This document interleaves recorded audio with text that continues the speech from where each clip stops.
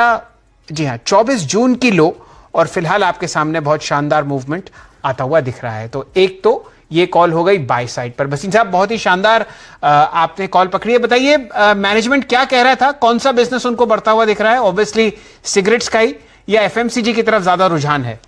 अरे sir, they are a turn round in FMCG. आप Savlon और यूपी नूडल्स के सेल्स देखिए, they have doubled in the last 3 months and they have indicated cost structure is very much under control. तो उनसे जो आपको हमेशा आकांक्षा होती थी वो ये थी कि बाकी बिजनेसेस कब चलेंगे एक्सेप्ट फॉर सिगरेट्स, और अब उन्होंने क्लियरली दिखा दिया द न्यू अवतार इज सिगरेट्स, पेपर। जितना स्टारबक्स का पेपर आप कॉफी पीते हो सब रिसाइकल्ड आईटीसी भद्राचलम से आता है।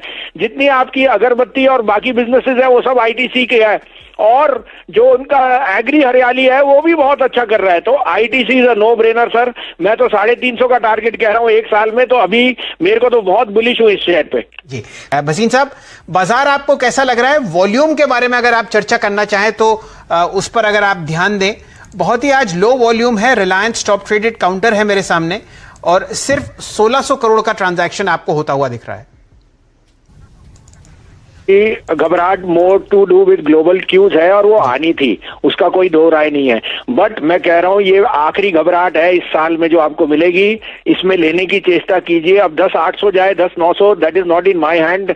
आई थिंक दैट जो भी आपको वीकनेस है, देखिए सेलिंग क्यों आती है, कंपल्सरी होती है तो पोजीशन स्क्वायर ऑफ है या एफआई की सेलिंग है because of a strong dollar, but these are opportunities to so much of left out feeling that all dips will be bought. और ग्लोबली मुझे एंड ऑफ सितंबर बहुत ही स्ट्रॉन्ग अप ट्रेंड दिख रहा है सर। बट ये आपको लास्ट मौका है।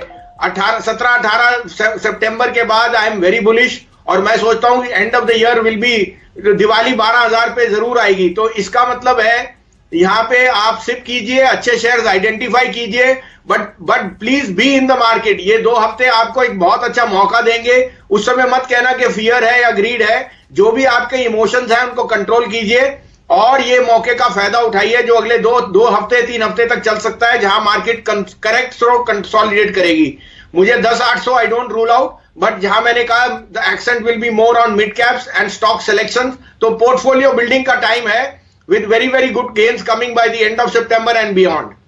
तो पोर्टफोलियो बनाने का बढ़िया मौका, सेल आए तो देखिए उसमें खरीदारी करिए, शॉपिंग लिस्ट अपनी तैयार रखिए। भसीन साहब बताइए, पोर्टफोलियो बनाना है, जो अभी तक एंटर नहीं करे, देख रहे थे दूर से खड़े हुए बाजार को 7,500 वाला, अब आप देखिए 11,500 भी एक बार दिखा गया करीब करीब। अब कौन से स्टॉक्स आपको अच्छे लगते हैं इन स्तरों पर? तो हेमंत जी, मैं 5-6 लार्ज कैप और 5-6 मिड कैप दूंगा। अगर आप इनकी बास्केट बनाए तो अच्छा है, नहीं तो कोई अच्छा म्यूचुअल फंड लीजिए। बट इनमें आप डेली बाय करिए 15 दिन के लिए या 6 हफ्ते के लिए।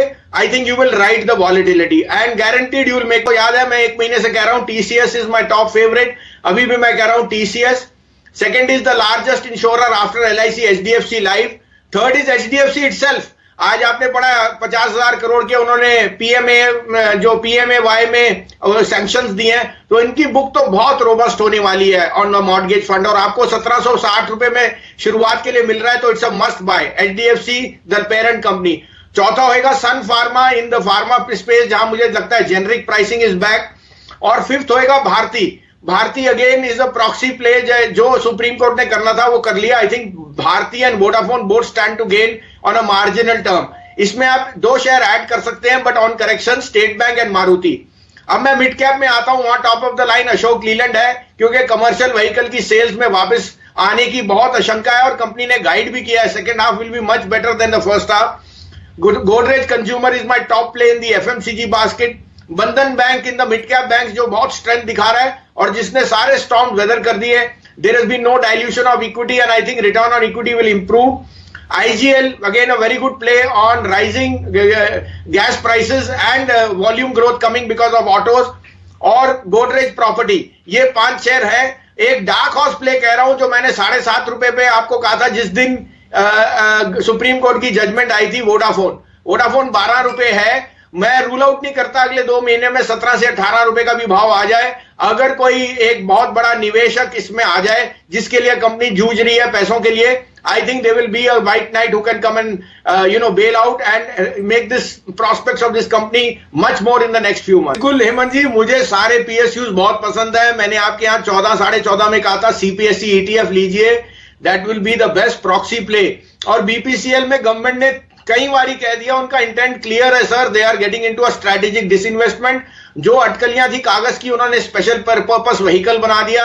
I can not expect more clarity from them. और हेमंत जी, मैं और आपको बताऊं, ये 15 दिन है, अक्टूबर के महीने में मुझे तेल में बहुत अच्छी चाल दिख रही है। I am looking at Brent above $50 which will be a 8-month high. I am bullish on crude, I am bullish on equities. इस कारण से don't miss this turn and bullish on crude means refining margins will be very very good for the oil marketing companies because now they are in free pricing. BPCL, HPCL, IOC, but the biggest beneficiary of rising crude is going to be ONGC. ONGC के chairman ने already guide भी कर दिया है कि second half is extremely bullish. They are the first company which has learned to work from home and given excellent results, better than expected. So मेरा dark horse play ONGC है, but I'm overweight on BPCL as a disclosure. BPCL is in our portfolio. We are looking for a target of at least 550 by the time this investment starts to play out. Tata motor पर क्या view है बसीन साहब आपका इस समय, और इस खरीदारी को आप किस तरह से देख रहे हैं? टाटा सन्स ने डीबीआर खरीदे हैं सर, ये इससे बड़ा साइन ऑफ स्ट्रेंथ क्या हो सकता है जब प्रमोटर अपना ही माल अपने आप ले रहा है। और मुझे लगता है ये जो आर्बिट्रेज GDR ADR और उसमें है बहुत ज्यादा स्प्रेड पे है। तो I am bullish on Tata motor because Ashok Leyland मेरा टॉप पिक है। और हेमंत जी, आपको याद है 115, 120, 125 हमने कहा था ट्रेडिंग पक मत कीजिए, इसको रखिए 175, 185 तक ये जा सकता है।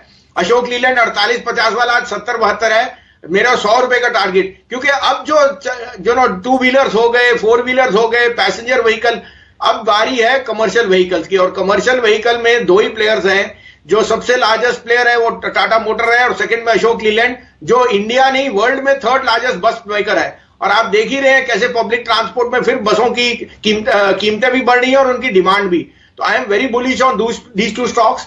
प्लस हेमंत जी, मैं और बताऊं, सीमेंट एंड कमर्शियल व्हीकल, जब हमने शुरुआत की थी इकोनॉमिक्स की, हमें सिखाया गया था अगर किसी इकोनॉमी का टर्न अराउंड GDP या ग्रोथ का देखना है, look at the turn around in commercial vehicle and cement. Cement में आपने पहले ही देखा डिमांड बढ़ रही है, अब कमर्शियल व्हीकल की बारी है। वो ये भी बता रहा है कि in a rare view mirror we will realize that the economy is starting to show